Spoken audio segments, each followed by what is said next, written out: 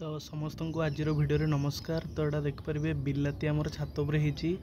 तो एबे पर्यंत पाखापाखि मु 250 ग्राम पाखापाखि बिलाती मु नहीं सारे 6-7 हम बिलाती नहीं सारे। तो ये देखो यहाँ के बड़ बिलाती होती छात उपरे मु ग्रो बैग रे लगे। यहाँ देखिपारे आमर 24 बाय 9 इंच ग्रो बैग गोल type grow bag online Amazon किनी। आ देखो बिलाती कहीं तुड़ी देखो छात उपरे होती पक्षी गुड़ा आसी खाईगले।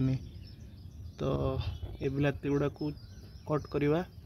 ये देखो छिड़देली देखो फ्रेश पूरा बिलाती किसी मु सार देनी खाली ऑर्गेनिक गोबर खत भर्मी कंपोस्ट कोकोपीट रु होती। आउ अलग बिलाती गुड़ा भी तोड़वा। तो ये देखो इठी भी सेमतिका से बिलाती होती दुईटा होता भी नहीं जाऊँगी कहीं काली हम न हम से चढ़ई गुड़ा फेर पुणी खाईजे। ये देखो एठी भी देखो एठी भी चढ़ई खाई सारे सब। यहाँ को भी तोड़ीदवा। आठी देखो बिलातीटा को आज नहीं गले भी हम बट मुझे काली सका हार्वेस्ट कले भल हाँ।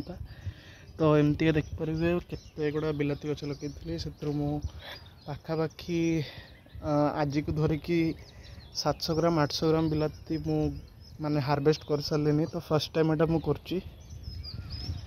तो निहाती मत कहे केमती आपको वीडियो लगे। आ मो चैनल को फॉलो करूँ जापर मु सब जिनस केमती करुँची।